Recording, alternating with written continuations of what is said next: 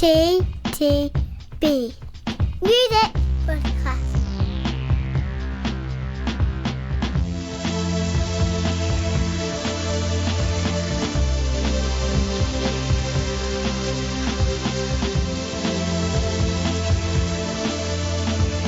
Yes. Oh, we're doing it. Okay. Yes.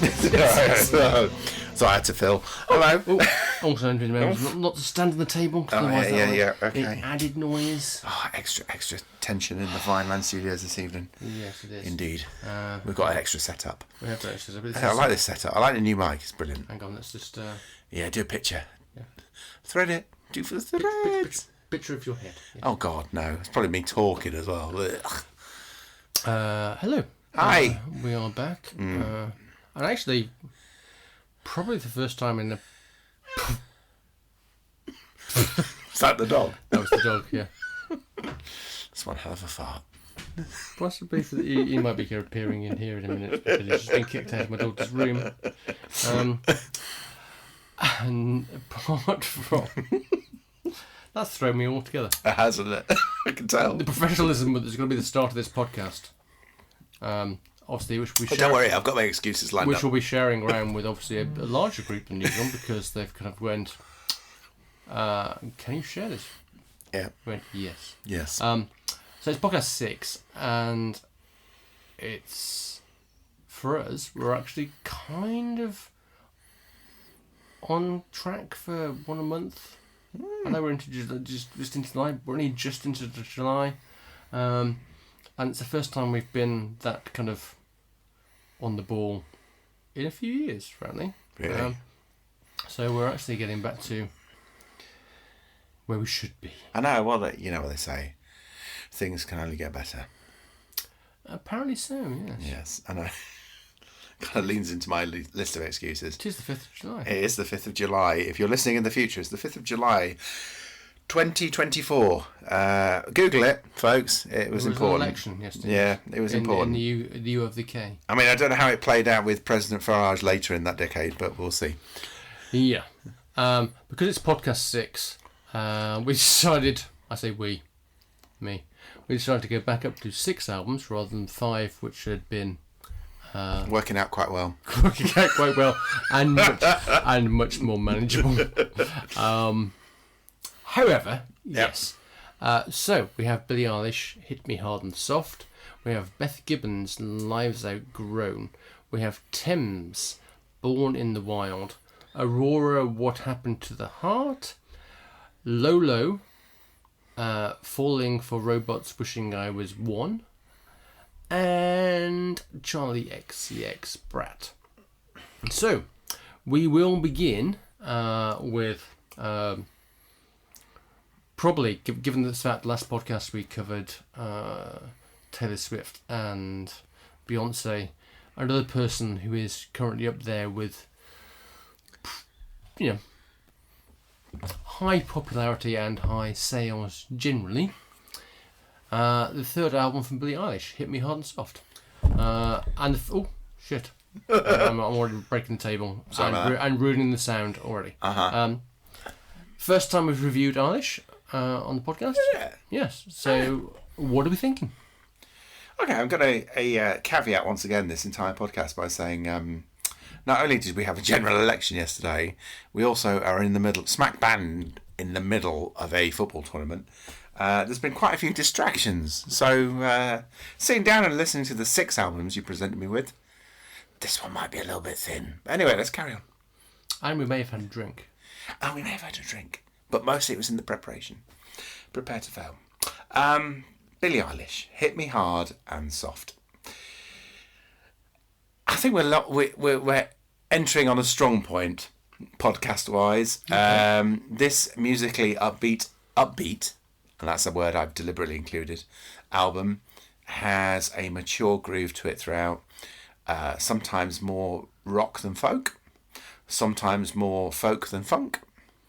But somehow, compared to maybe some of the other albums we're going to approach this evening, it remains consistently in terms of that dance pop mould for which Eilish is known.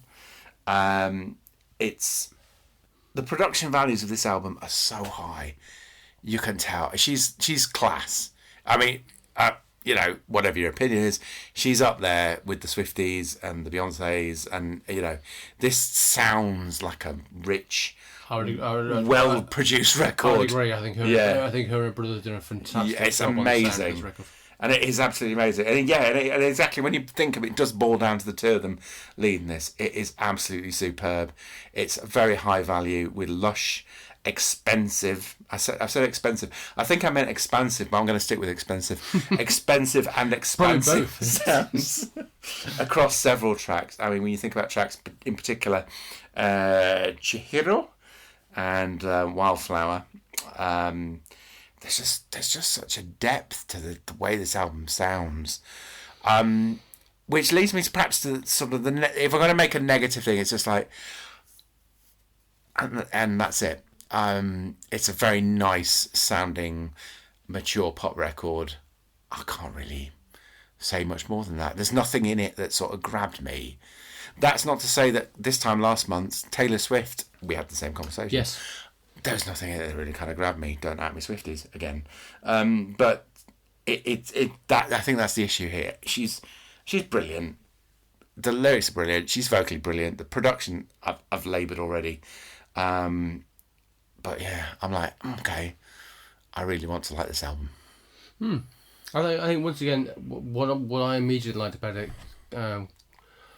particularly being a fan, particularly the first album, a lot. Second album, not so much, but it's an album that doesn't immediately sound like the one that preceded it.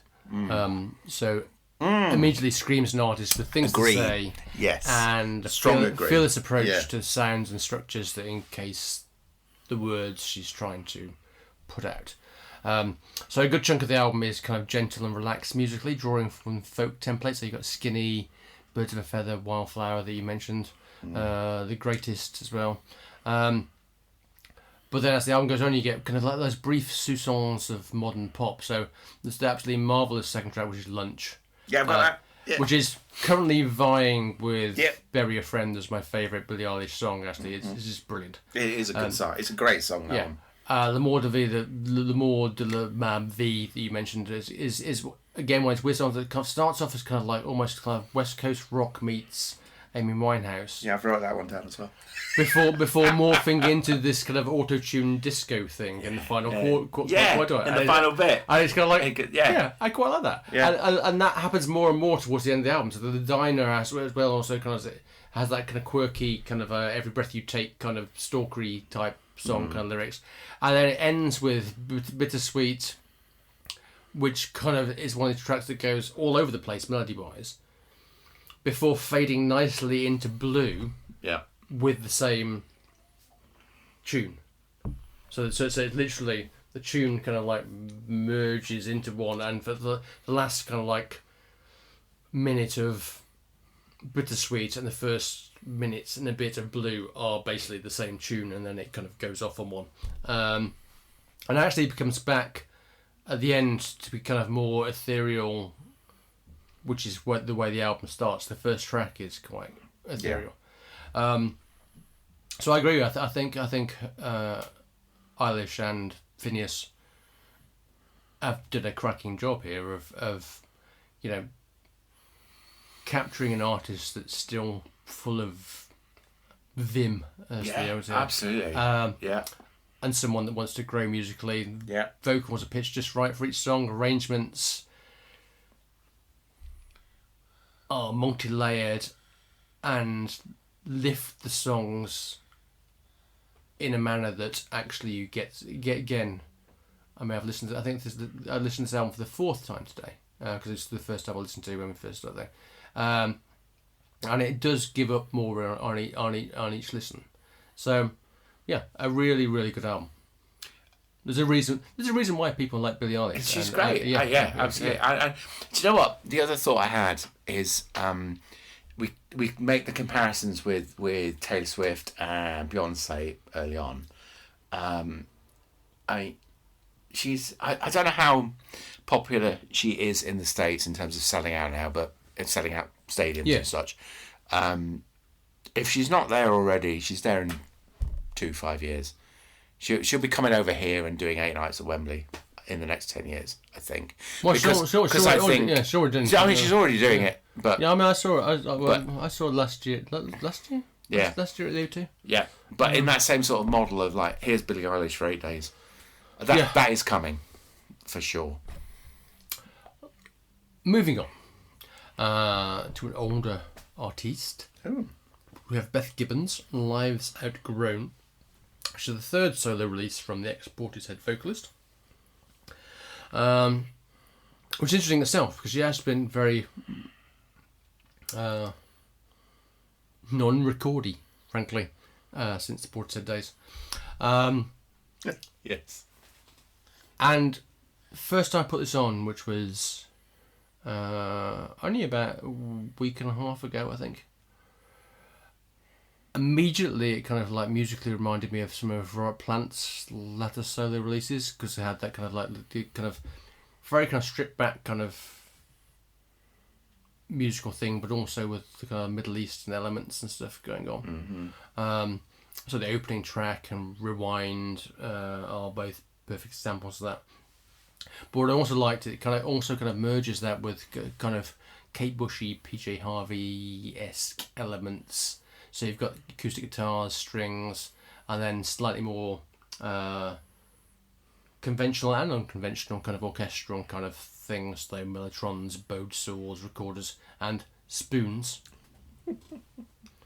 Not the pub chain. Yeah, not the pub chain. I checked. Yeah, there are spoons. There are genuine spoons in it. And for me, I quite like this record because it actually reminded me a lot of the Billie Eilish record in some ways. Because again, I think what makes this album quite interesting is that it's held together by inventive arrangements, mm-hmm. which make the listening experience quite enjoyable. Mm-hmm. Even on first, second, third listening for you suddenly go, oh, as I heard a bit there, that was quite interesting. That's good. So it's again hats off to her and producer James Ford, who is well known in the producing world. Obviously, Simeon Mobile Disco and various other things. Lyrically, I was leaving that a bit to you. Yes. And lyrically, again, it seems the very kind of personal kind of thing of very I'll come to that. A very personal thing of talking about mortality, motherhood, anxiety, the menopause, and just the kind of the bittersweetness of life in general, really. And bizarrely, again, I was drawing comparisons with her and Eilish because, in both instances, there felt like there was an honesty to the rawness in the lyrics. Yeah. So it's all good, although obviously I do have bits that I like that sort of floating on a moment. Lost Changes, which I thought had a very kind of Pink Floyd kind of vibe. Yeah. And I was kind of waiting for a Dave Gilmour guitar solo, which it doesn't. And then Beyond the Sun towards the end of the album, I thought was really good. And it's just, it feels like a real record, if you know what I mean. So I'm glad that she's back recording music, absolutely.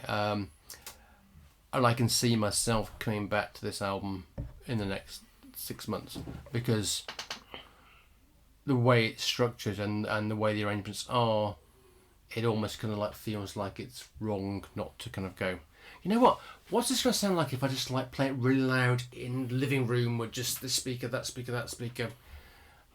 And the answer to that will be my family going, can you turn that shit off? Probably. But probably less so than on other albums on the podcast, because I think this is actually, it's. I'm glad she's back, and given that she hasn't recorded an album in a long time, I would say, well worth the wait, and don't leave it as long again, frankly. Yeah, I agree with everything you've said. It's again a very well produced album. I got excited when you mentioned James Ford mid-review there. Pet Shop Boys album is still out there to purchase. And I am wearing the Memento Mori Depeche Mode t-shirt. Which he's also responsible for the album of. Thank you very much. This is, and speaking of Memento Mori, this album has a very subtle and menacing start as well. With the track Tell Me Who You Are, which I really warm to. But then it expands into more joyful areas, Floating on a Moment, the urgent drama of tracks like Reaching Out with its percussive brass, that sort of whole sort of sax. I didn't know this album was produced by James Ford, but that now makes complete sense. I also liked Lost Changes. I really liked Oceans. It's a bit cliche because it's a bit musically cliche, but I still really admired it. It's the way it's constructed. That sort of expansive drums, the rolling depth of the instrumental. I did almost...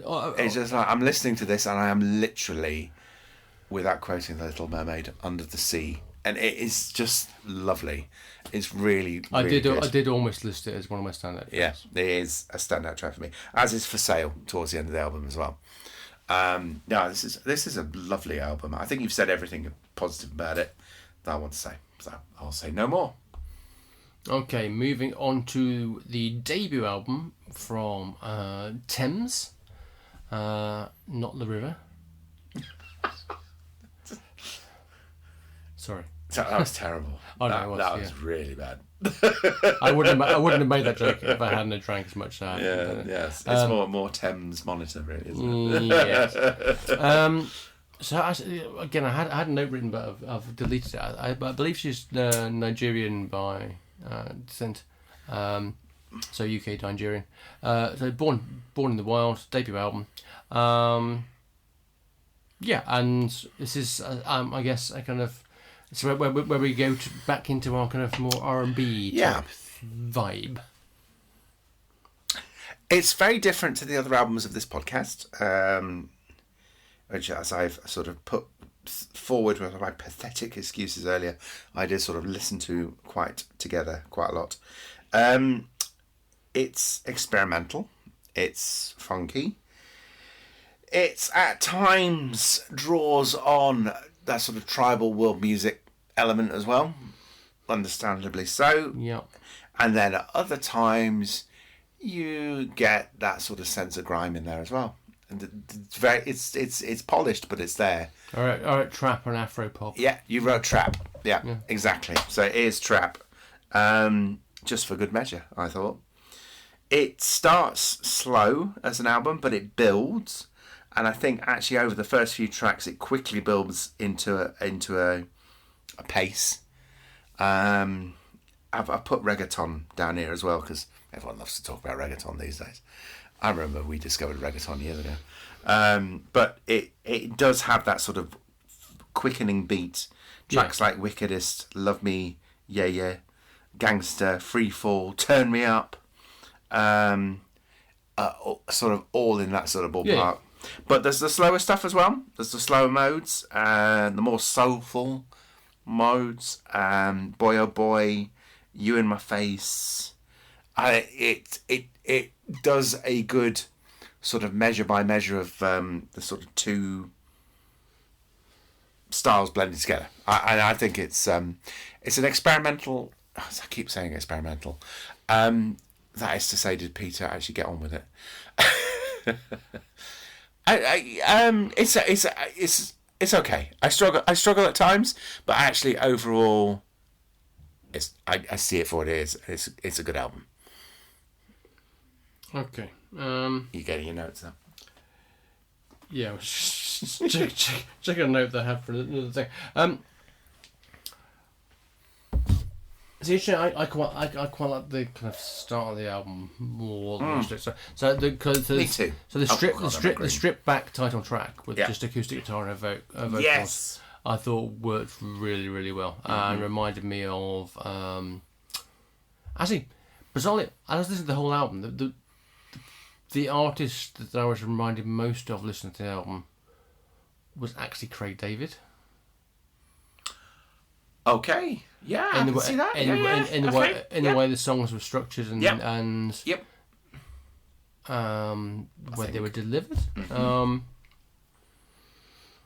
But however, I did like the more stripped down things more than the more typical R&B, trap, Afro pop led tracks.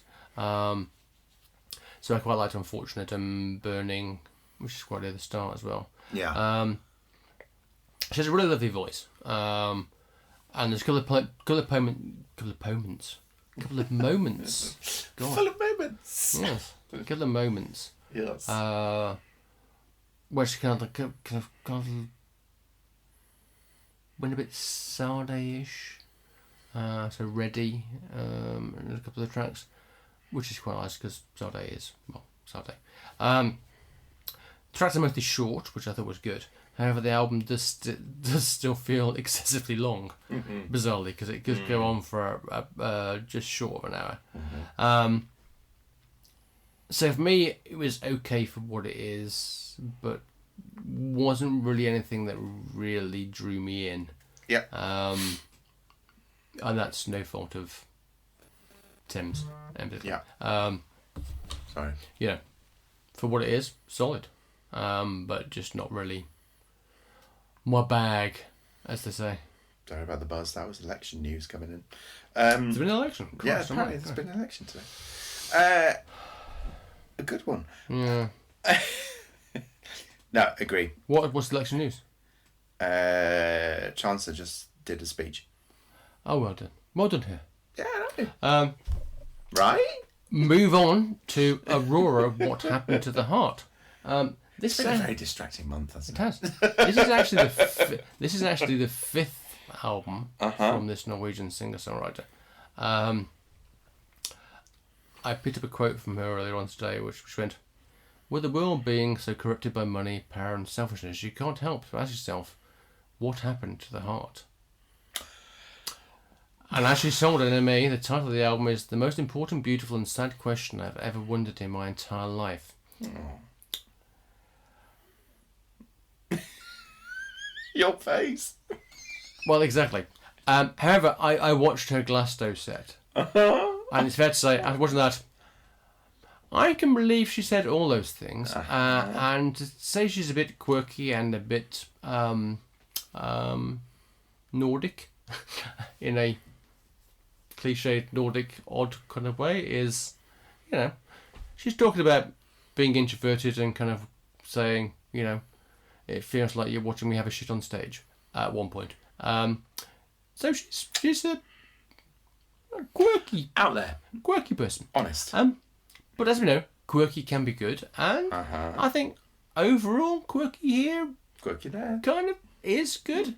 We've got basically a synth pop, pop rock, synth folk, indie pop, dance,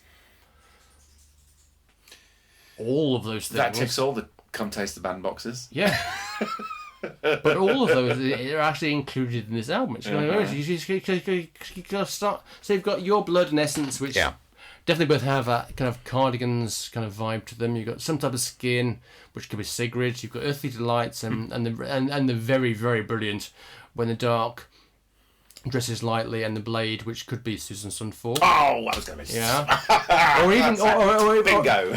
Or even Kate Bush, or when it comes to the When the Dark Dresses Lightly. Yeah. A Soul No King is pure 80s Fleetwood Mac, and I'm thinking Looking Out for Love, because it sounds very much like Looking Out for Love in the first thing. But then you've got Starvation, which is basically a straight out club banger, which is like boop, boop, boop, boop, with a brilliantly abrupt ending. This is just like you're kind of going, and it's going, and it ends. I'm going to short this one, but clearly an artist that's been going under our radar for a decade, but one that I'm glad has ended here, because I think there's actually a lot to like here. I kind of like her whole kind of vibe, and she just if we think back when we first reviewed Susan Sun 4, when she was being less introspective and more kind of poppy. Ping. It kind of reminded me a lot of that thing of just going, you know what, I'm just going to do a bit over here, and a bit over here, and a bit over there, and be a bit quirky, and a bit Bjorky here and a bit kind of that. Yeah, I thought this was fun. Agree.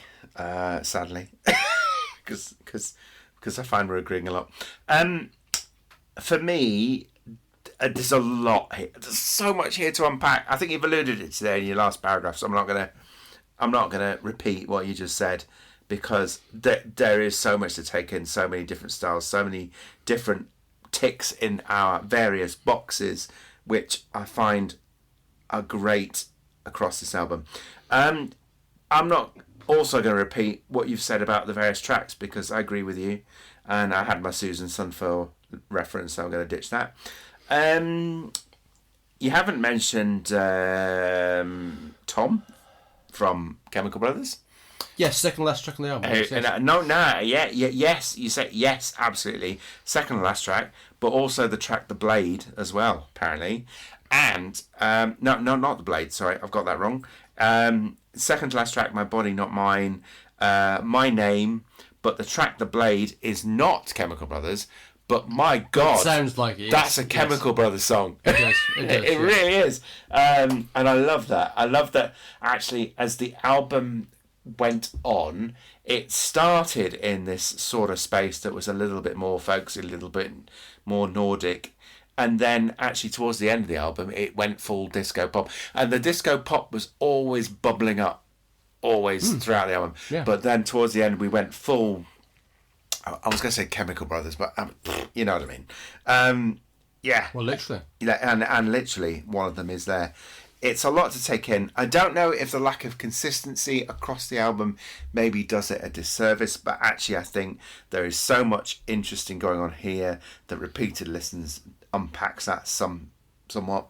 And I was engaged throughout. So there you go. Okay, 2 more hours to go. Two more. And 2 more ladies to go. We have the debut album from Lolo, Falling for Robots and Wishing I Was One. So, it's a lady, Pete. I'm going to go through to you, obviously. But a lady that starts off the album by saying she wishes she's back in Scotland. Don't we all? What could go wrong? I'll keep this one very brief. That's not to say I didn't like it. I did like it. This is, again, adult pop.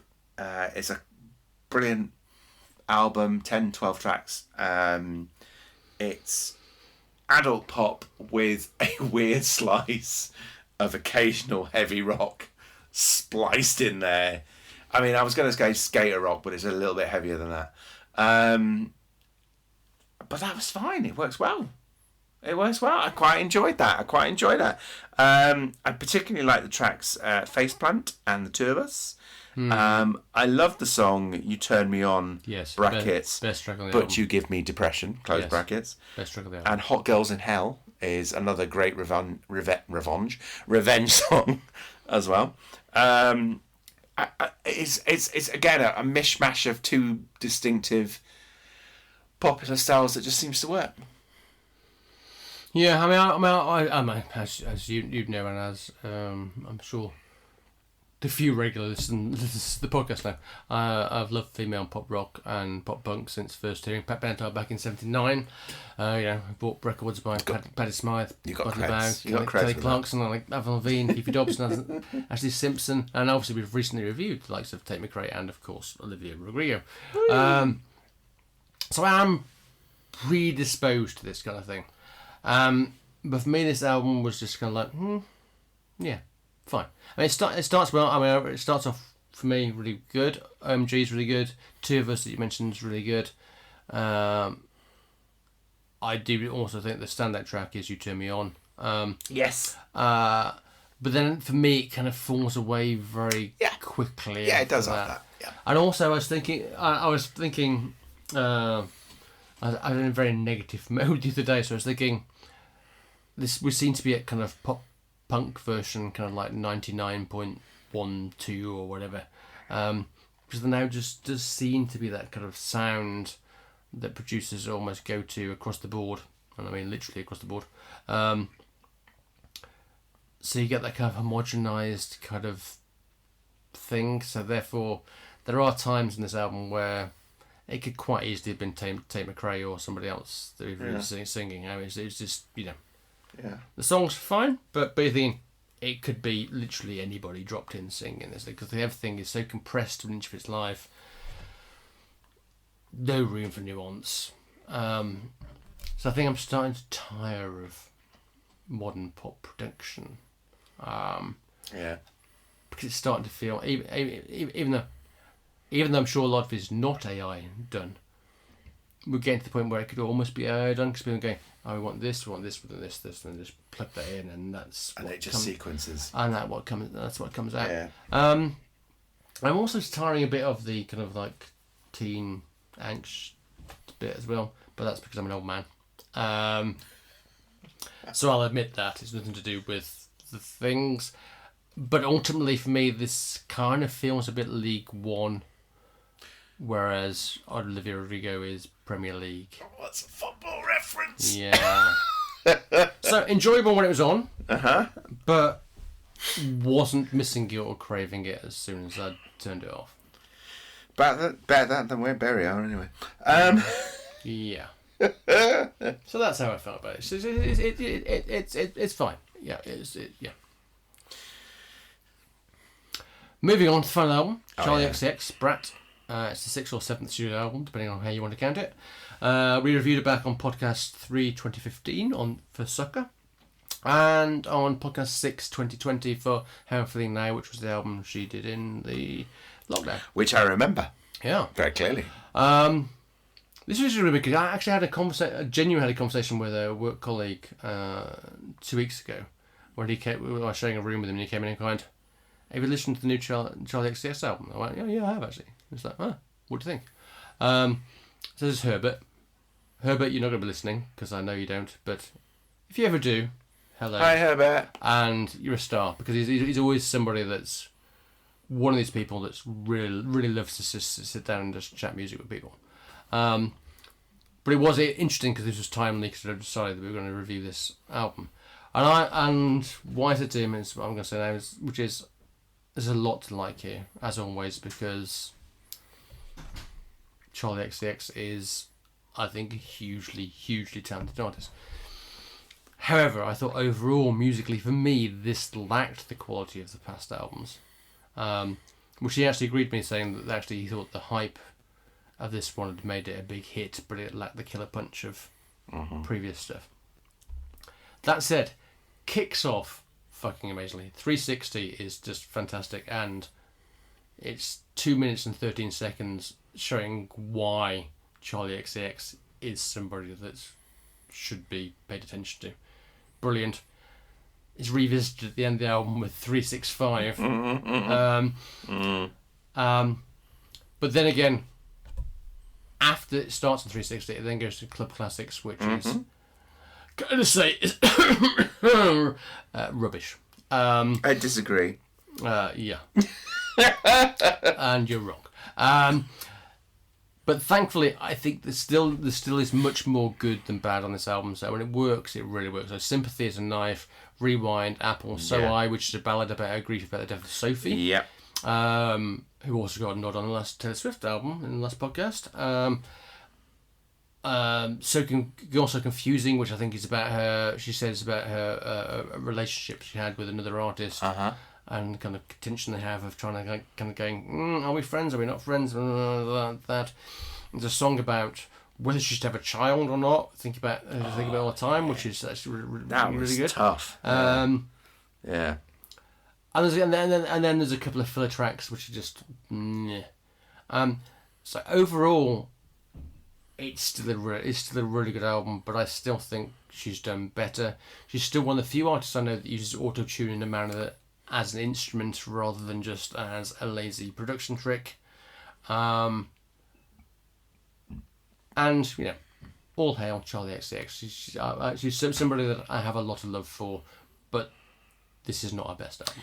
She is brilliant at producing an album that is a great album to listen to, but also you can imagine it just being cut into a DJ set, and that's also the magic of Charli XCX. She's brilliant at both, and I think to be fair to this album, I agree. Yeah, I preferred previous, but actually I think this works just as well if you put it in those terms. In addition to what I think you said, I think is the track which is about the pressure to have a family, which I'm going in reverse order because that is towards the end of the album. The pace drops somewhat in the middle with So I. But actually, I think there's a brilliant streak about a third in. I know you didn't like Club Classics. You made that clear. But actually, there's a streak in the middle of this album with Talk, Von Dutch, Everything is Romantic, Rewind, and it just all sounds brilliant. It's just bangers after bangers after bangers. And you know what? This is peak Charli XCX because they're not just bangers, the lyrics are brilliant as well. And that's just something to be celebrated, I think. Well, I agree. With myself. Just agreeing with myself. I'm agreeing with myself. Oh my goodness. It's time to close the podcast. I also love the fact, I don't know if you clocked this on Spotify, this is the album Brat. Did you clock the extended edition? No. Right. So the extended edition of this album is called Brat, and it's the same, but there's 3 more songs, so it's not.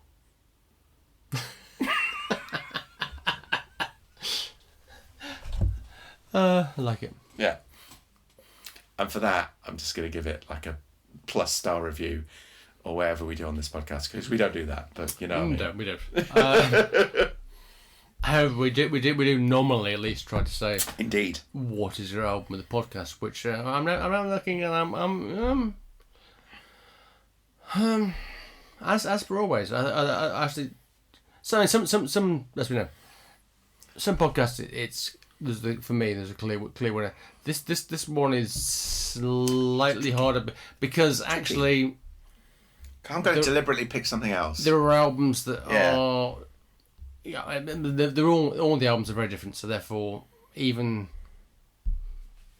on any kind of... Even if they're all brilliant, it's actually quite hard to kind of go, and that one's slightly better than that one. Mm-hmm. But because we always do it... Yeah. I'm going to think which album here is the one I'm most likely to come back to and play again. Yeah. After this podcast is finished. I am probably going to say... Go on. I think probably Billie Eilish. Yeah. Oh, God. Okay. I'm going to have to pick something else.